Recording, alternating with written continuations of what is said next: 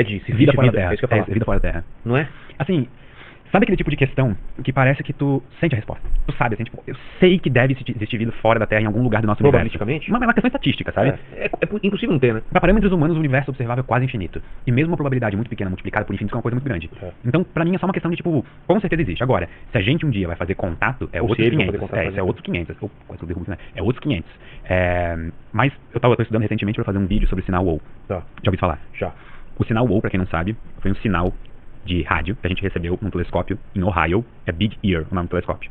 E na verdade, diferente das cenas de Hollywood, que tem alguém esperando pra fazer aquele momento de descoberta, tipo, oh meu Deus, um sinal. Será que são os Não tinha malditos ninguém alienígenas? Não tinha ninguém na sala. Ninguém. Porque era 10 e 15 da noite. Tá. Então, alguns dias depois, um astrônomo responsável lá pelo projeto, ele estava analisando os sinais recebidos e tudo mais, e a gente recebeu um sinal de 72 segundos.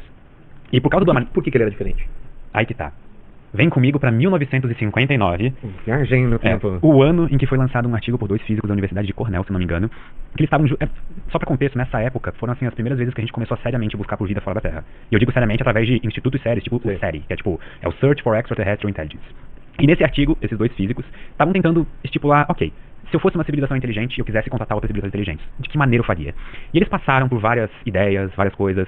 Talvez eles usassem raios gama, que são extremamente energéticos e chamariam atenção, mas eles descartam essa hipótese porque precisaria de muita energia na fonte para emitir esses raios. Não seria, tipo, prático, não seria eficiente. E aí eles chegaram à conclusão de que existe meio que uma faixa do espectro eletromagnético que é perfeita para mandar sinal no espaço, que é a faixa da linha do hidrogênio, que é 1420,4 MHz. E por que ela é tão boa? Porque ela não é barrada pela poeira que tem no meio interestelar. Ela atravessa. É como se o universo fosse meio que transparente para essa frequência de onda eletromagnética. Chuta qual foi a frequência recebida no sinal WOW. Foi nessa frequência? 1400. Lembra que a da água é 1420,4. Tá.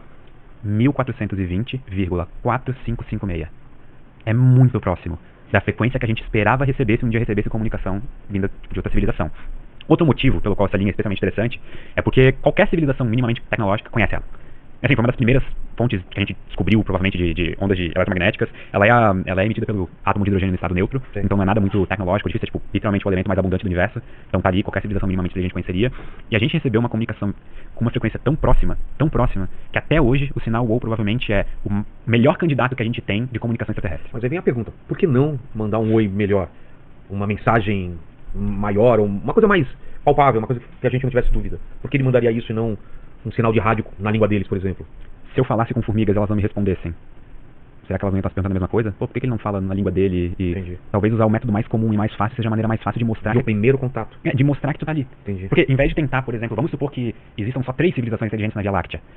Por que eu vou tentar todas as minhas chances, toda a minha sorte usando uma coisa muito, tipo, pensada, muito diferenciada, se na verdade eu posso tentar a coisa mais comum e mais fácil de trafegar pelo universo, que é a linha de hidrogênio? E nunca mais? E nunca mais. Nunca mais? Nunca mais. E não foram falta de tentativas. Mas ele estava apontado pro lugar certo, na hora certa? Esse telescópio, ele ficava fixo. A única coisa que podia ser regulada dele era a altura até o horizonte. Tá. Então ele estava ali escaneando o céu e o próprio movimento da Terra que fazia ele varrer o céu. E quando ele passou mais ou menos por uma região próxima da constelação de Sagitário, foi quando ele recebeu, por causa do design é como se fosse Big Ear, em inglês é grande orelha. Sim. E é como se fossem 2 detectores assim. Tá. Então é como se ele varresse 2 áreas do céu ao mesmo tempo, só que essas áreas não são a mesma. Elas não têm um encontro uma da outra. E tem uma lacuna entre elas. Tem uma lacuna entre elas. O sinal foi ouvido 72 segundos, que é exatamente a janela de tempo que a varredura acontece. Não é que eles mandaram por 72 não, segundos. É 72 pegou, segundos. Passou lá. Só que não pegou na outra. Por que? Pegou em uma só. Que parou? E nunca mais. Cara. Isso é muito bizarro. Se você que foi o ET que mandou aí, tá assistindo esse programa, manda um superchat pra gente, né?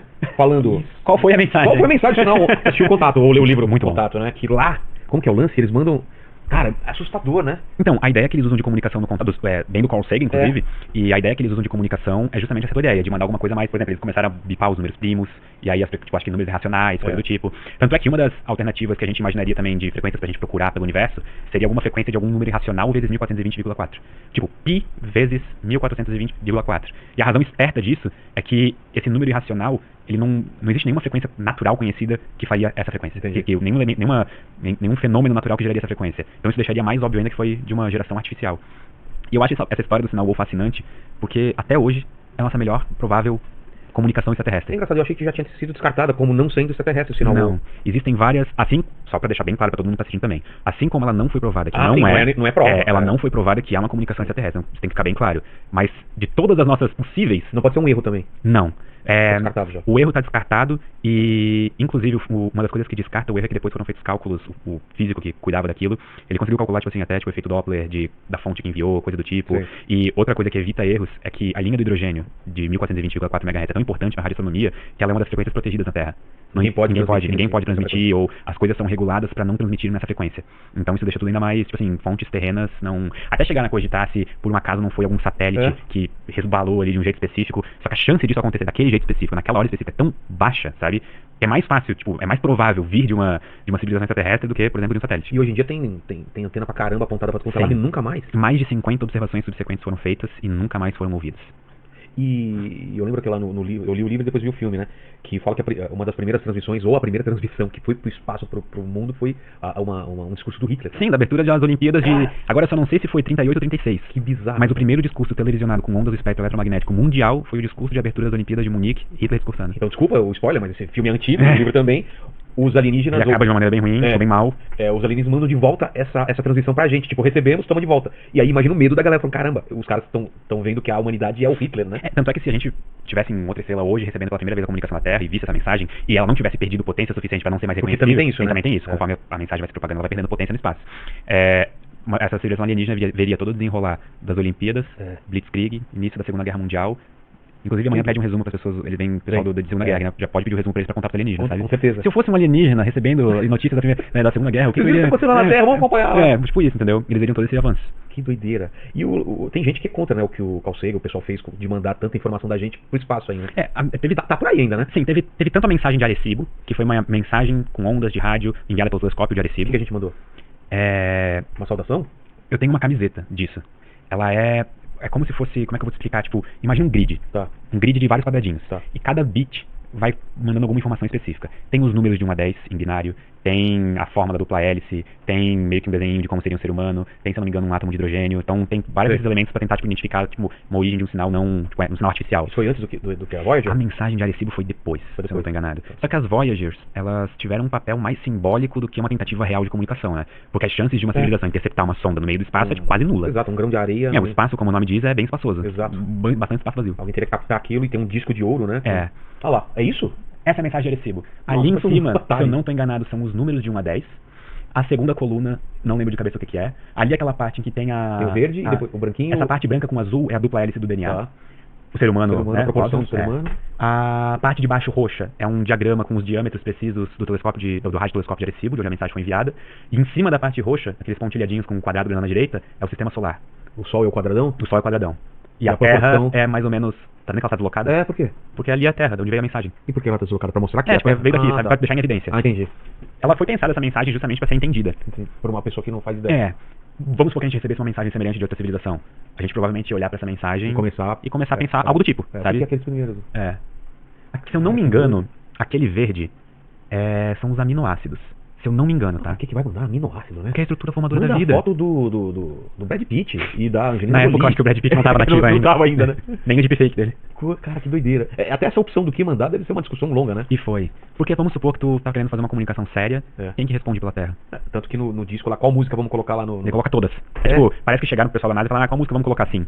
Sabe, tipo, bota tudo, assim. Colocaram tem Chuck Berry, tem aquela Johnny B. Good, excelente música dele. Tem, se não me engano, algumas do Sinatra, Elvis.